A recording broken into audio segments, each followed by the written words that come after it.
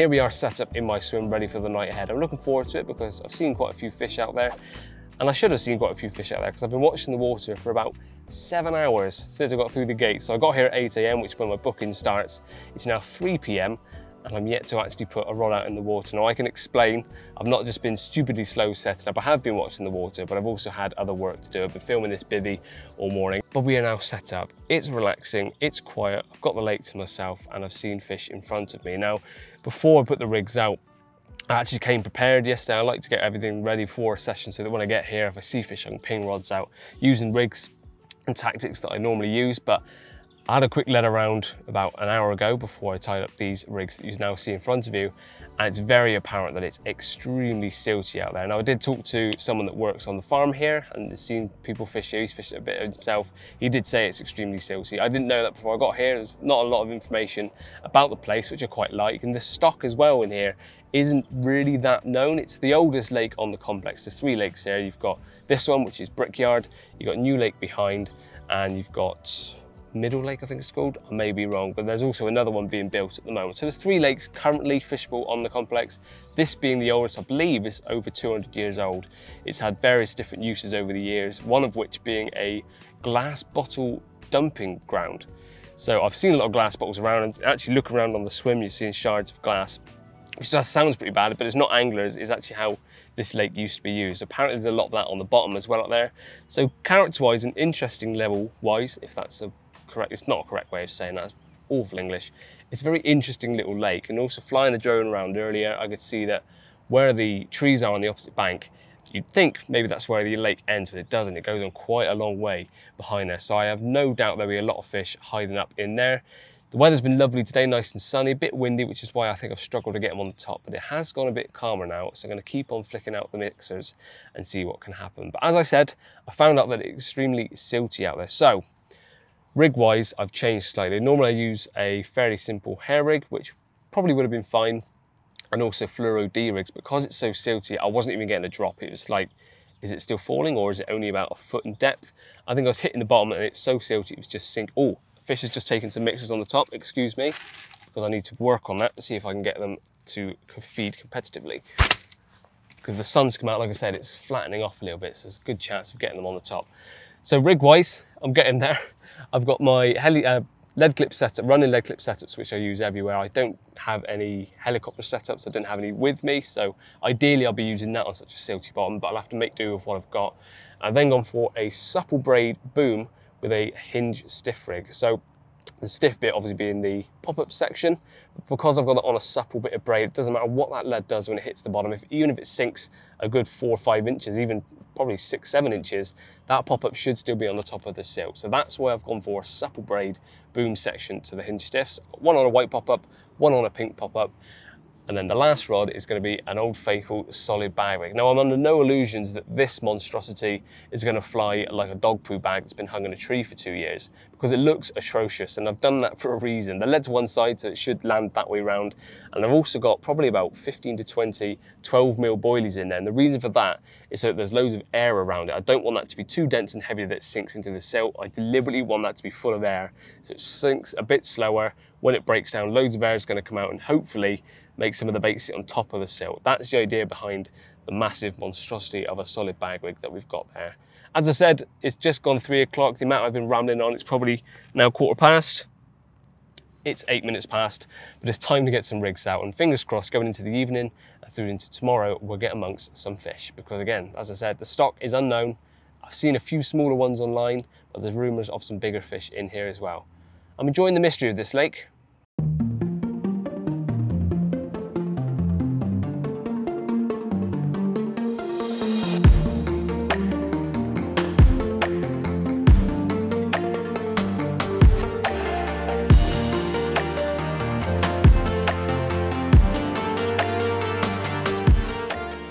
And 8 hours later, after arriving at the complex, the rods are finally out. I probably should have pinged some singles out early whilst I was filming the bivvy just for a potential bite, but I feel like now I've waited and done everything methodically, I'm fishing the best I possibly can for the situation that I'm fishing in. I now know it's extremely silty. If I just pinged out some singles earlier without checking, I may not have been fishing properly all day anyway and wasted that time.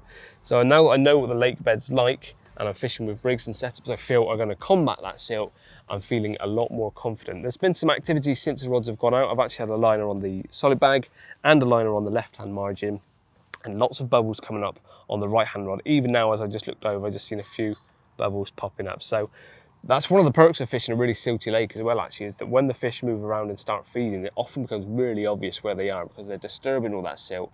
All the natural gases start coming up.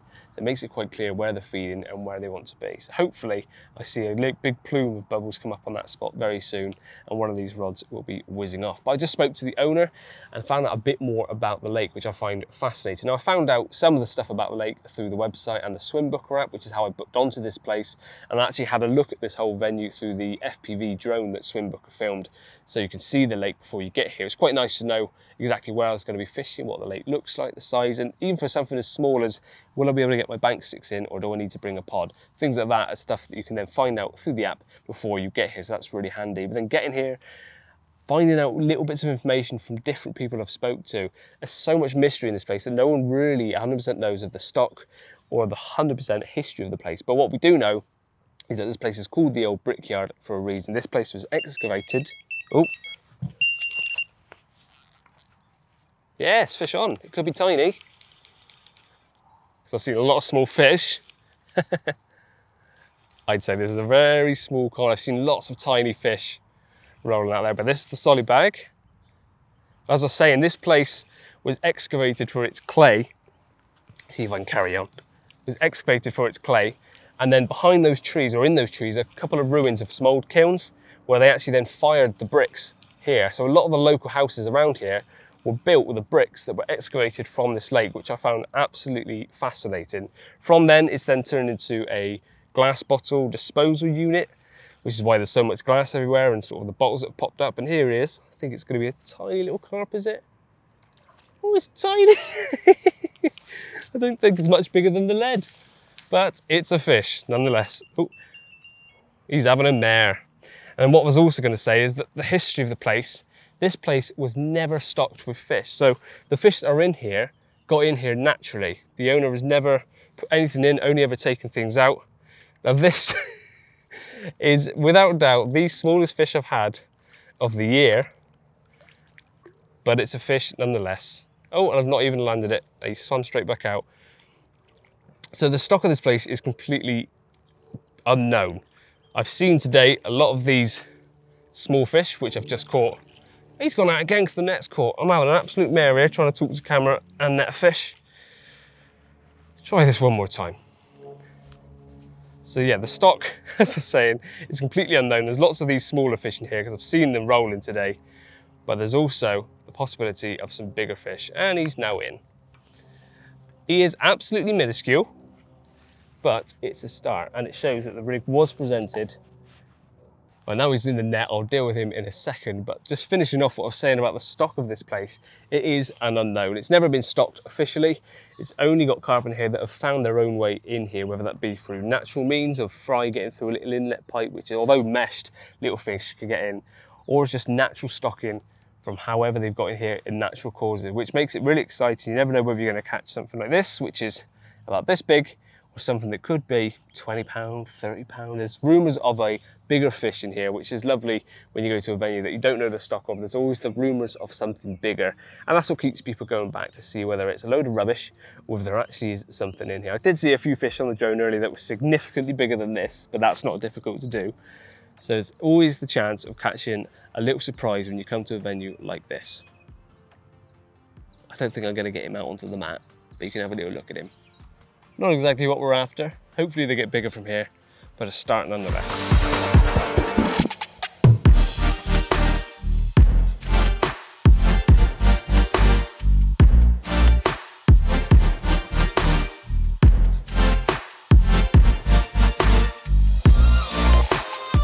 I'll tell you what, I don't know what I was worrying about when it came to rig presentation. Is that to stick to my solid bags and whack it as far as I can into the bay where they started showing. It's a good shout doing that, because I am now on, although I've not been filming them all, I'm now on 13 fish. I'm absolutely shattered, and they've all been, bar one, on the middle rod that I've just whizzed back out into that bay. So I've left the right and left hand rods on the stiff hinges because I'm thinking that might whittle out some of the smaller fish. And I've left that right one since I went out earlier with the bait around. So I think I'm just going to leave that. I don't need more bites. I just need something a bit bigger to come along to hopefully just break the double figure barrier. Would be nice, because so far I think the biggest fish I've had is about £5. It did look like quite a wild little common. It just looked different to what a stocked fish would look like. It reminded me of one of the first carp I ever caught from a little lake called Priddy. I don't think there's any carp in there anymore, but there used to be wildies in there. And it looked just like that, long, thin, slightly darker in colour. The mouth was almost rounded and snubbed. It looked a really nice fish, but the rest have just been pretty small, I'm not going to lie. They've all been on the solid bag, so I've been non-stop tying, casting, getting a bite, tying, casting, getting a bite. This has actually been quite a long time to not have a bite. So 13 fish now since I put the rods out at 4 o'clock. That was a fish just rolled. Sounded a bit bigger, actually. 13 fish since the rods went out, and I think it's now, looking at where the sun is, just gone 7, I'd say. So not very long to have had that many fish, and it's been tiring. I'm knackered, and I think if it continues like that into the evening, I'm probably going to knock it on the head for the night, get some good rest, and then hit it again tomorrow in the hope that maybe tomorrow morning we can winkle something a little bit bigger out, because yeah, a few more like that through the night I think would actually kill me. Didn't go off. That's the longest that rod's been without going off. There we go. You cannot write it. That bobbin's bouncing. And this will be, I'm pretty sure, yep, another little one. So this would be bite number 14. It's been good fun. I mean, so far, all the fish have been pristine, beautiful little things. They just haven't really been of the size that I was hoping. So the mystery of the bigger fish is going to remain a mystery for a bit longer for me, unfortunately. But I'm hoping that at some point by the end of the session, like I said, I'll get something that's over double figures, or over £6 at this rate. But if it's the other way around and I've caught nothing going into the first evening, I'd be a little bit worried. At least now I know that bait is presented fine out there. Just got to keep wading through these smaller fish in the hope that a bigger one comes along.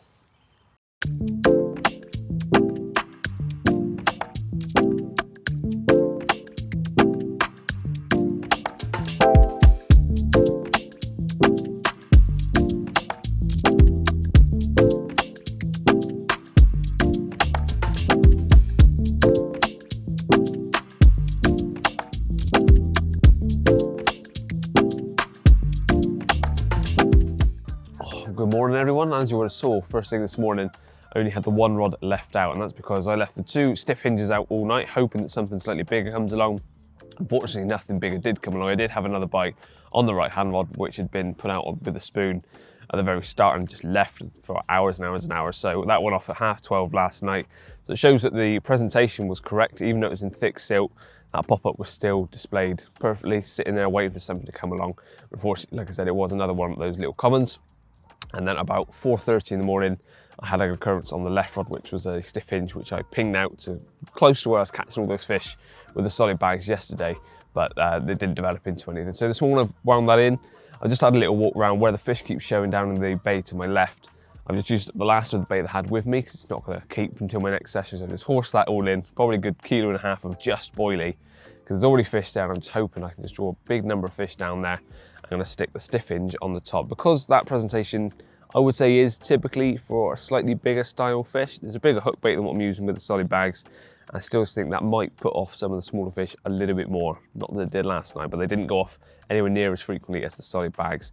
But I have now switched to 2 rods on solid bags, one of which of course is going to get pinged straight over into that far bay.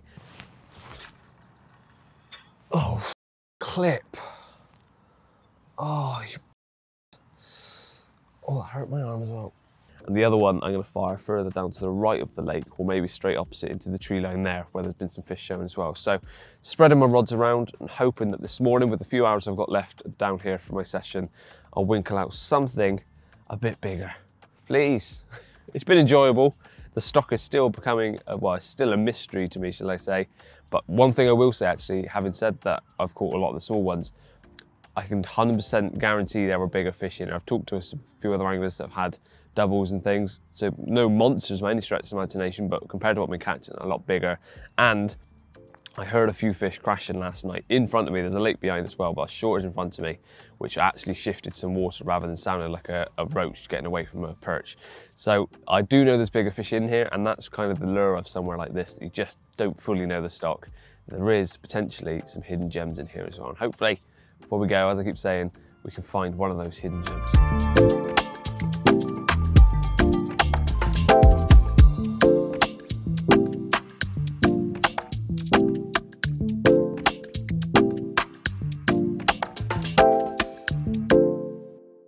Well, it may not have broke the double figure mark, but after a morning of repeated bites from the tiddlers again, this one stands out amongst the rest. Probably around the 7-8 pound, but absolutely mint. The scales are almost pearlescent, they're just absolutely stunning. So really nice fish to end the session, I think, because I could keep persevering. The rods are still out with the 2-inch stiff rigs now and just the one solid bag that will ping down to the right. And the 2 hinge stiffs are over a baited patch. And that's what this has resulted in. So yes, I haven't had monsters, but I think pushing 20 bites at the start of April, well, mid-April now, it's been pretty chilly. Good enough conditions to get a few. Oh, I got another bite. 1 second, that's a better bite as well. Well, the result of that bite was, you guessed it, a 3 pound common. And they've all been coming this morning from that far bay. I chucked in a load of bait that needed using up, and they've clearly showed up on it because they just keep rolling over there. And intermittently, either one of those left-hand stiff hinge rods are going off. But that's where we're going to end it for you guys. I need to start packing down. I've extended my stay long enough. I tried playing the numbers game to catch something a bit bigger, and technically I have. That one at the end was a higher single than the rest, so technically I've done what I wanted to, but it would have been nice to have caught one of the originals and some of the bigger fish, which I've seen rolling, heard crashing, and I saw some on the drone yesterday. So I know they're in here. I think it's just a case of getting through the smaller fish, which are clearly extremely ravenous and get to the bait before anything else can. Trying to pick through those smaller ones to get to the bigger ones is going to be the name of the game on this place. So I hope you've enjoyed this video anyway. I've enjoyed coming here, knowing that it's only 20 minutes from my house. I'm probably going to come back probably in the summer, give it a go on the surface. I think you'll be a bit more selective about what takes your baits then if you get them going on the top, and that could be good fun. So we'll see what the future holds for me on this place. But if you enjoyed yourself on here before, let us know in the comment section below. And if you like the look of this place and want to try it yourself, remember to book on through the Swim Booker app and many more lakes that are on there. But that's everything from me for now. This camera's getting extremely heavy holding it out there, so I'm going to go, and I'll see you in the next one.